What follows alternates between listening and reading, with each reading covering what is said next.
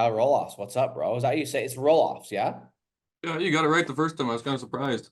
No, dude. Bro, have you guys not seen Little People Big World?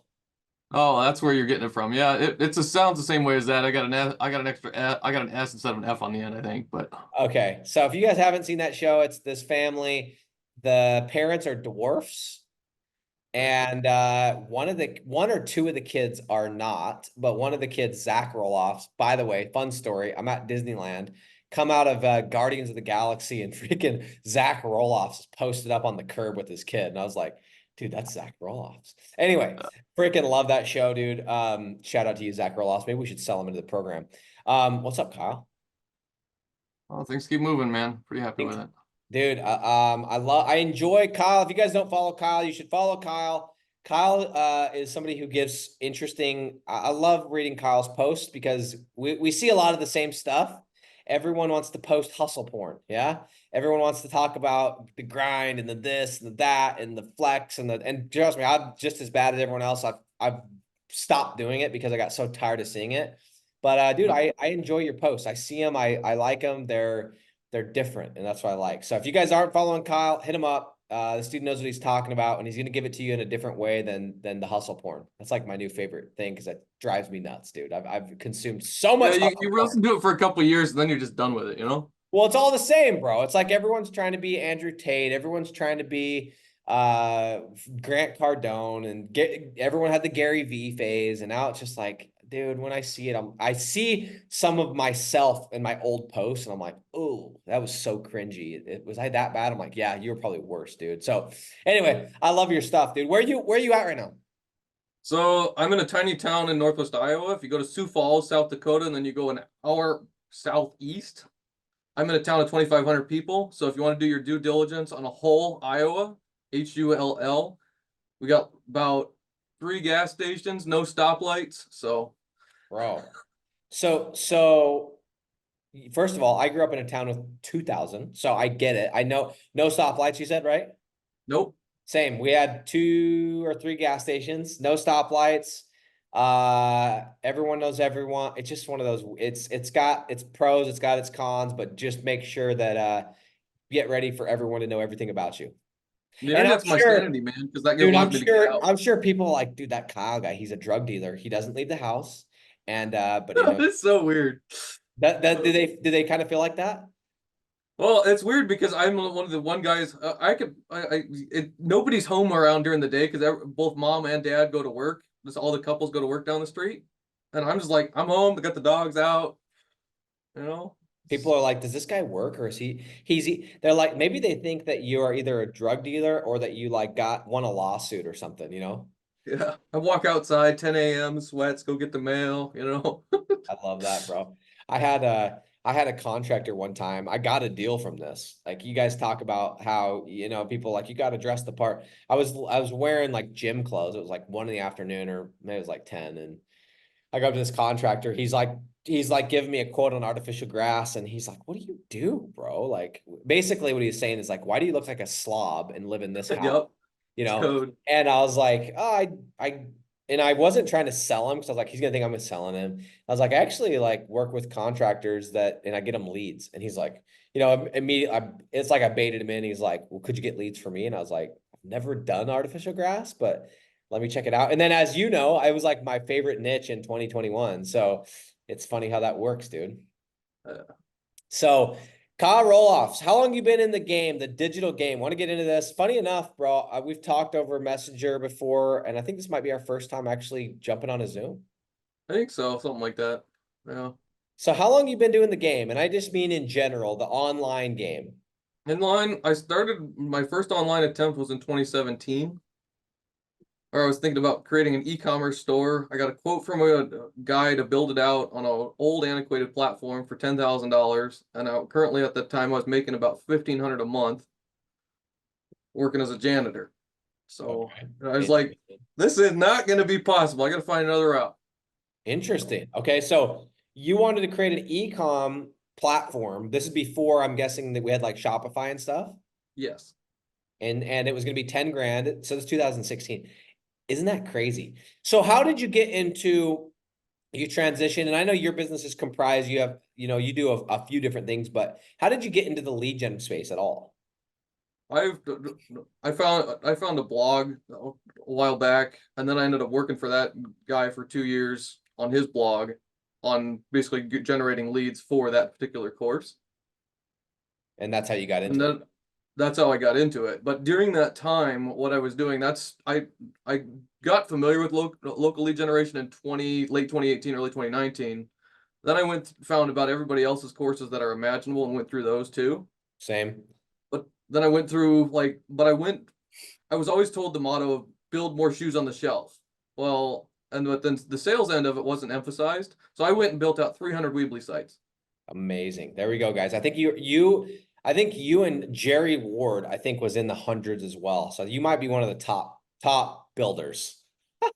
But see, Jerry's probably got most of his sold. Mine tanked. No, he got rid of a lot of them, but yeah, I know what you're saying.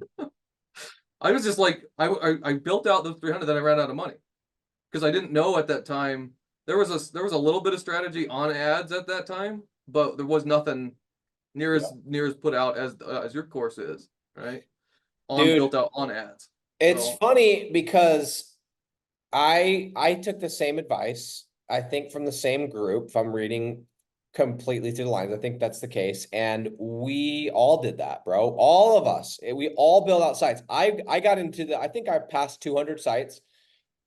And again, I kept being told if you just build more and only 30% of them work, and you do the math and and guys, I get, on one hand, I understand that that is true.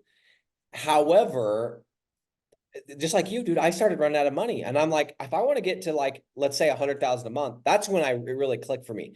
I started projecting. I'm like, okay, if 30% of them are going to hit, assuming they're all worth $1,000 a month, how many do I actually need to get to this many rented websites? And I started looking at how much my carrying costs were just to do the hosting on Weebly, because I'm mhm. not a WordPress guy. I'm not a tech guy. And I'm like, dude, it's gonna cost me like tens of thousands of dollars per month just to keep this thing afloat. Yep. And That's what. I'm gonna wait 6 to 8 months before I even know if like, if I start today, I'm 6 to 8 months before I can even start selling most of these things. Maybe 4 to 6, let's be honest. Depending on the due diligence. And it just didn't make sense. And so for me, the whole going and selling in advance and doing all that stuff was out of necessity, because like you, I knew that this model made sense. I just didn't feel good about building all these sites. And I had a couple hundred sites at the time. I was just, this isn't working. And I almost walked away from it. So anyway, for those of you that are out there, if you are looking at it going, all right, I can build a website, rank it, and then sell it. Yes, you can. You can. And in a perfect world, if you choose the right city, you choose the right niche, you know a business owner's waiting for you, you know that there's going to be leads, and you know If how the to stars sell. align, Yes. But I always say this, like, what people don't realize is just because the due diligence looks good does not mean 100% guarantee that you're going to rank it very fast. Because I mean, I know I've had websites that took me a year to rank because for one reason or other, just couldn't figure it out. Then once it ranks, just because it ranks doesn't mean you're going to get leads. Have you built a website in a city before, and it's ranked at the top? You're ranked for all the keywords, and it's not pulling in enough leads to even sell? yep, Yep. And then just because it's pulling in leads, if it does pull in leads, you ever had a website where you're getting leads but you can't find a business owner? yep. I've had the Yep. odd problem of just like we had leads coming into that site. The leads were good, and then Phoenix had a stupid block shortage. They're building concrete retaining walls. And so Really? we were trying to sell the leads. Well, they're like, we can't complete the work because they had a block walls. I'm like, that's why I say if the stars align, right? Exactly. But people don't think about this stuff, and then it's like now you can't find a business owner, right? And so there's all these different layers, but guess what? When you pre-sell, you get to figure all these things out up front. And I know people are like, well, it's cheaper if you, no, it's actually not, because if it takes you 6 to 8 months, you got to pay for this, you got to pay for the content, it's, and your time, it's not cheaper, and you wasted all the time, dude. So anyway, I don't want this whole thing to be, I shouldn't have to convince people that pre-selling is a better option, because I do think that having a good portfolio of doing both is good. But I will tell you that, like, unless you know exactly how to find a good city and niche, you're just playing Russian roulette, dude. That's it. That's it. ED going on. So, dude, give us some bombs, bro. This is guys, for those that are watching, Kyle. So you're between some of the different things that you're doing, right around $20,000 per month, correct? Yep. Okay. You are somebody that's really good at building websites.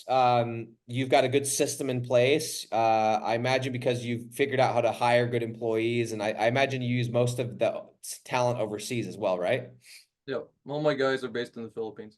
What does your team look like, by the way, if you don't mind me asking? And I know that some of the stuff you build websites for people and stuff, but what else? What does your team I look like? mean, Just our team looks like we got a team of 15. I've got 2 managers, 2 assistant managers, then I've got a series of other team members on different that do different tasks. Content. Everybody is pretty well cross-trained in content and design, but some are excellent in preparing for link building, guest posts, those kinds of tasks, and do you specialized out still in do that way. Weebly, or are you on WordPress now? We've built for others, we've probably built 700 or 800 websites on Weebly. We've built some on Duda. We built probably 1,000 or so on WordPress. Yeah, that's dope. I love that, Yeah. dude. We Uh, just and I always say this: if you know how to use WordPress already, then just use WordPress. I don't care about Weebly. It's not like I get a commission from them. I'm not selling you guys a white labeled freaking web builder. Like, I don't care. But if you're starting brand new, okay, and you don't know anything, I don't think it's worth the savings to go and learn WordPress with how long it's going to take you. It's the same thing with ads, right? If you already know how to do expert mode ads, we'll call it expert mode. I know they're always changing the name, which is like the higher advanced one, and you know how to do smart campaigns, then of course do the other one, right? But like, and this is changing a little bit because now I'm almost recommending everyone do the harder one. But for a long time, I would say, hey, it's going to cost you more money to do smart ads, but I don't think it's worth the learning. Now that is changing, but for right now, I'd say with the website stuff, if you're brand new to this, go freaking grab a Weebly account. Hell, go grab a Duda account. Go grab whatever and just go build. Don't waste a ton of time on. You don't need to learn everything about WordPress. no, That's but just you can have 5 to 10 sites on Weebly and still get to $10,000 a month. exactly. And then you can That's work. where that's what the target needs to be. It's not building out hundreds of sites at the beginning. It's focused on, okay, is this asset producing for me? If not, I'm going to need to basically say, okay, we're going to tank this site after 3 months of it being up there, or after 2 weeks. In this case, digital landlords, if I'm running ads on it for two weeks to a month, I've gone through my ad check-in with paid ads expert that you've got in the group, and he says, hey, you're probably not good on the niche, or this budget's not going to work. Then you got to tank it and move on, because then you can adapt it. The beauty of what you've got going on here with digital landlords is that you can just adapt the landing page or duplicate it in Weebly, change out, set up another ad campaign at a different location, and you can still just generate the leads right off the bat. Right. Exactly. And again, back to what we're saying is that the whole thing is it's allowing you to go. It's the equivalent of, like, if you were let's say you were building a house, it doesn't make sense because it's not possible, but it's the equivalent of going and saying, hey, I'm going to go build this fictitious apartment building and put it up for rent and see if anyone's interested. Yep. And then I'll decide to build it. And I'll use the renter's money. Like, it doesn't make any sense, but it's amazing because it does make sense in this context. So, dude, when did you finally realize, would you say you're more technically inclined or more sales? Like, which one do you I'm lean more? definitely tech inclined. Mainly what I do is I partner with people who are more sales inclined, and then I build out the support for them. That's dope. Okay.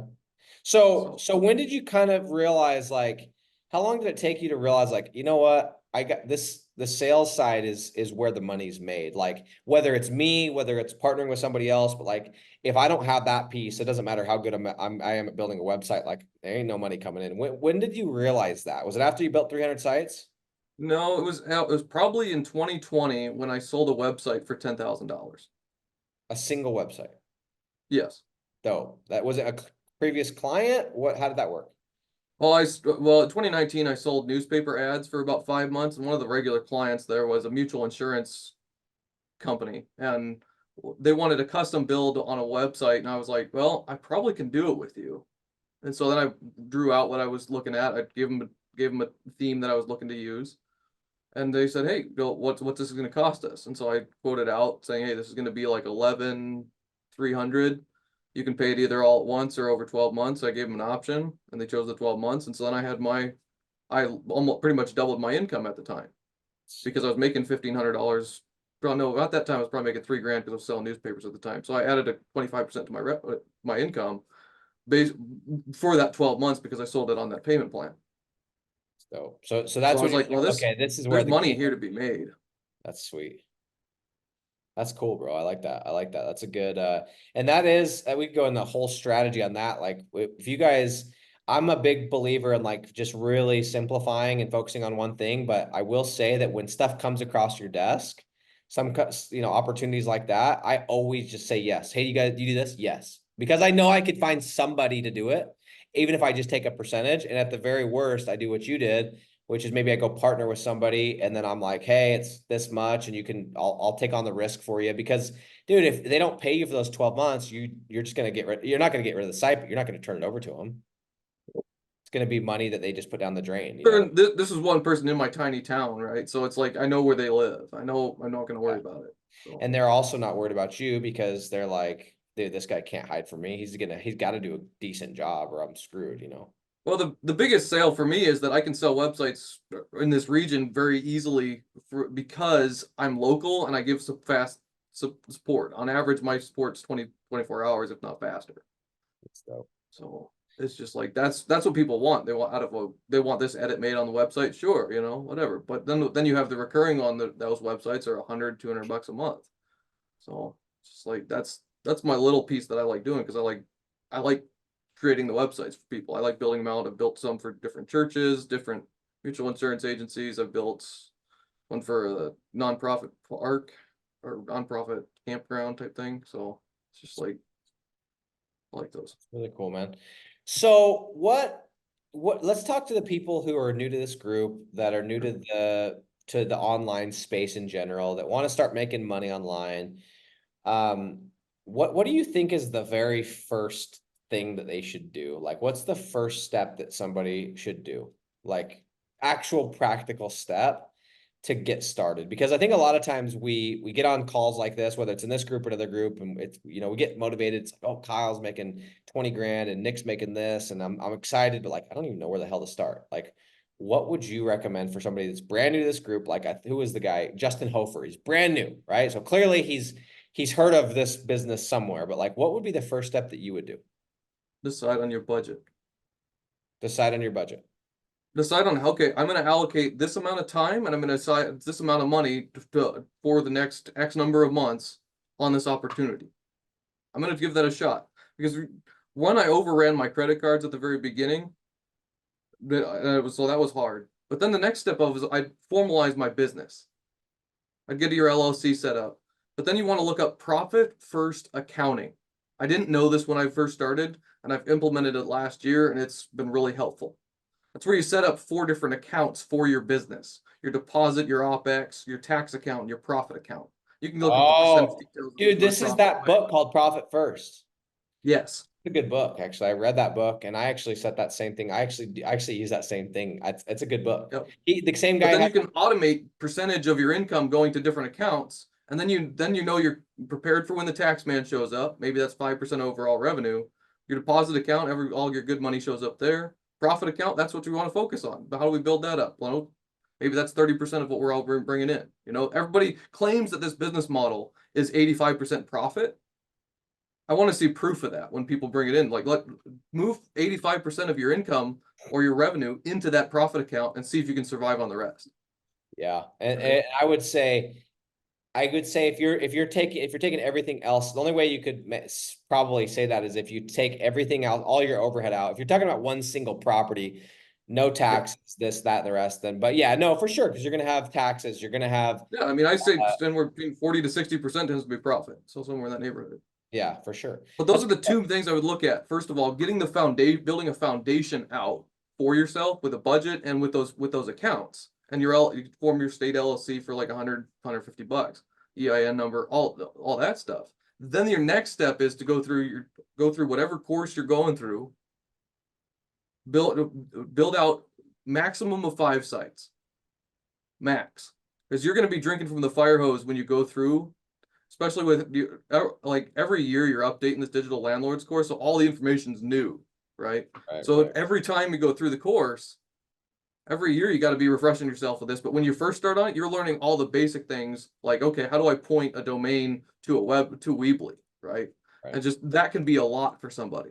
How do I write content for somebody? I I can pump out tons of content nowadays, but when I first started, it was 1,000 words a day tops, right? Because you've got to figure out, okay, how often should I be using the city and location keywords and all this other stuff. You got to be you're automating that process and building those wires in your brain to run it. Dude. Oh, I remember back when I first started, dude, just chugging away. Because when you start off, you're a solopreneur.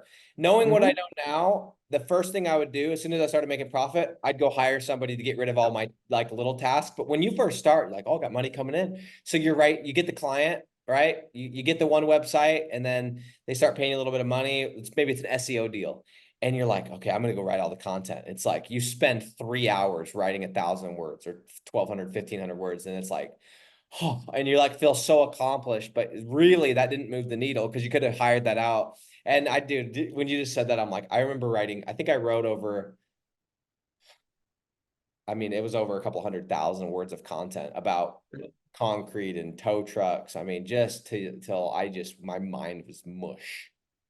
Yeah. But that's See, I part of think a life. step before people hire, they need to walk in, they need to set up some semblance of a system to manage those remote team members, because it's not the same as managing your brother who's in the bedroom next door or whatever. It's what are the daily reports that they're going to submit?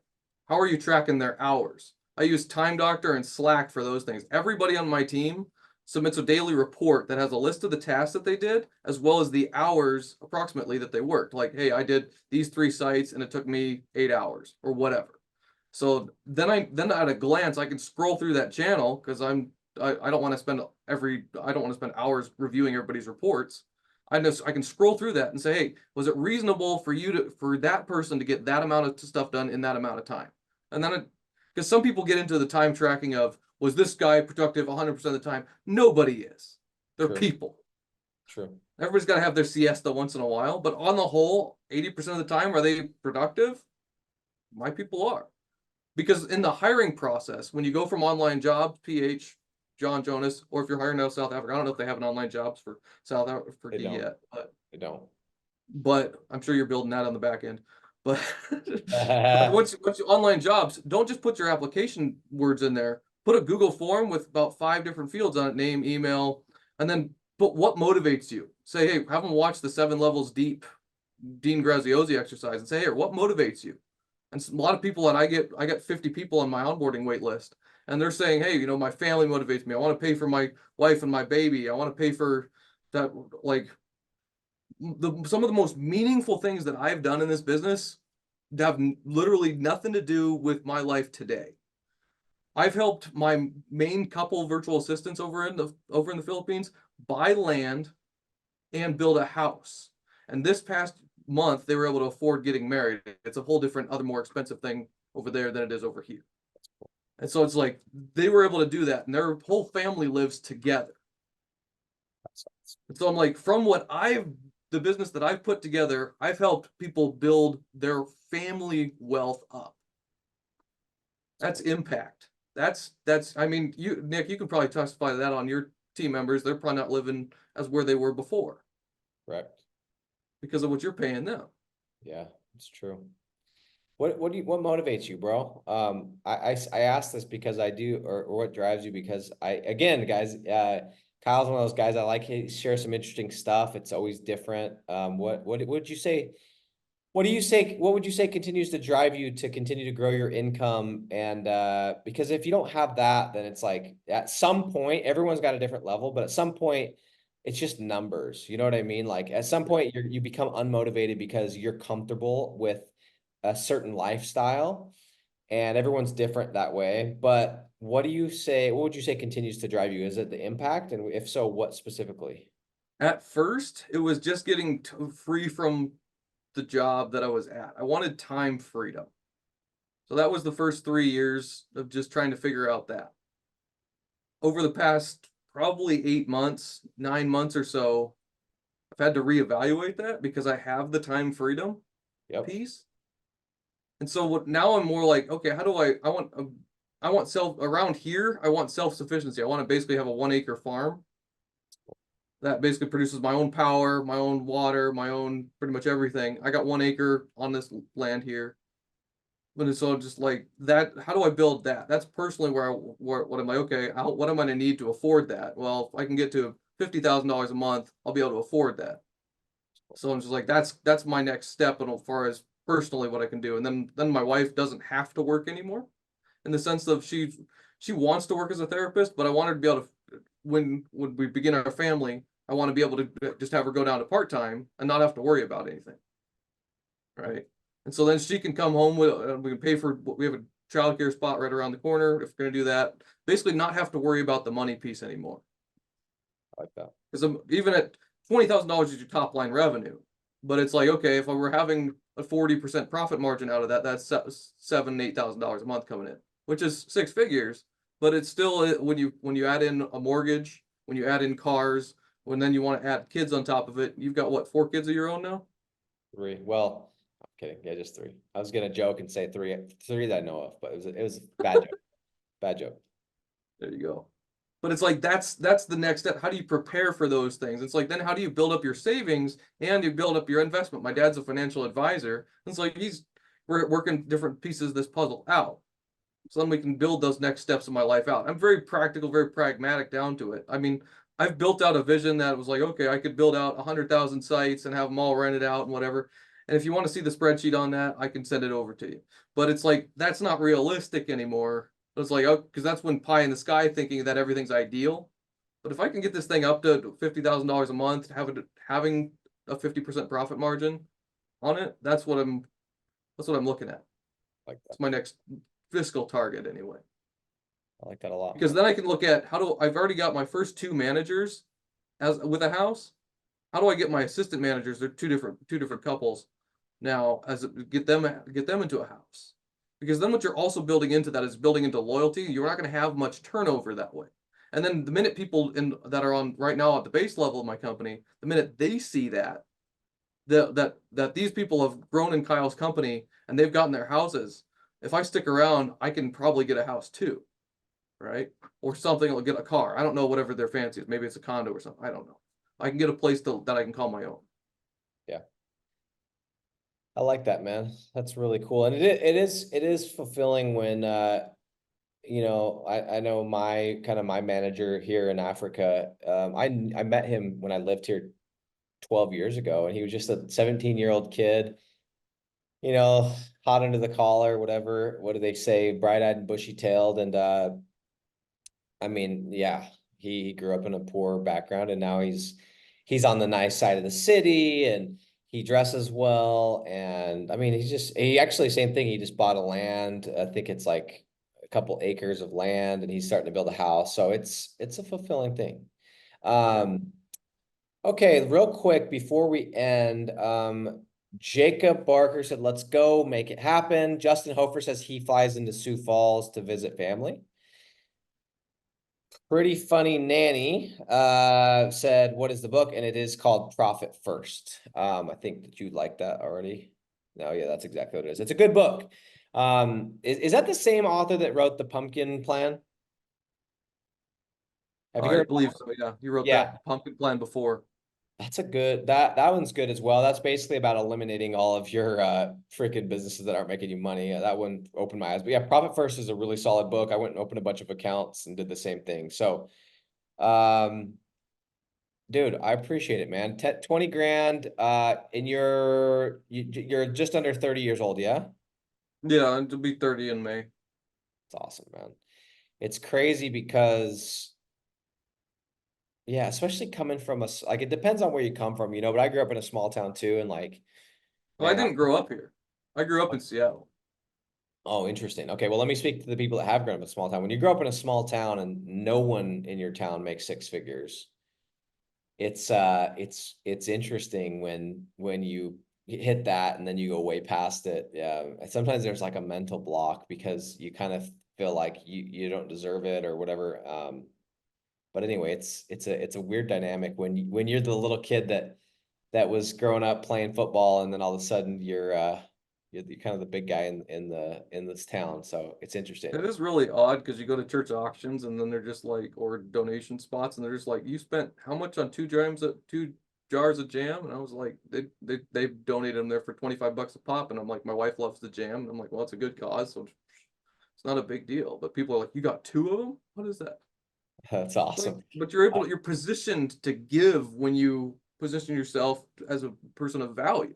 You get more money and you're able to give that back. That's the calling that I think we have as people on our lives, right? Yeah, So you becoming stewards of what you've been given. I appreciate. I resonate with that. So, Kyle, appreciate you, bro. Appreciate you hopping on. It's been a long time coming. 20K per month. What's the goal by the end of the year? the end of the year will be at 50. There it is, guys. 50K. Let's get you back on. Let's freaking see what it took to get from 20 to 50. How's that sound? Yes, sir. Okay. Appreciate you, bro. Appreciate you guys. Appreciate Thanks everyone for else having me. being on. By the way, last week I know I was late to the call because of daylight savings time and whatever. But anyway, appreciate every one of you guys being on. I know I've said this before. Actually, let me give away a couple of these shirts. Kyle, did you get one of those shirts yet, bro? I got a sweatshirt, man. I'm back in the old days. You got one of the Money Love Speed shirts or Yep. sweatshirts? Yep. Freaking love that, dude. Okay, you do have one of the OG ones. Okay, let's see. I'm gonna give Justin Hofer. He's his first call, and he has been pretty active. I like that. I appreciate him being on. So Justin Hofer, message, fix it, Felix, and let them know that you were a winner of the swag, and you will be able to go in, punch in the code, and get a new crisp Money Love Speed tee.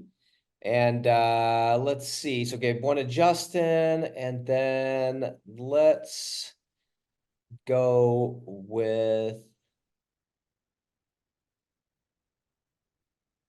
Aaron. Aaron Vogler. Always here, always freaking tagging people, always hustling. Aaron Vogler, you know the drill, bro. Go ahead and order one. So anyway, Kyle, appreciate you, bro. We'll talk soon. I'll hit you up in the Yep. messenger. See you, bro. Thanks, Nick. See you.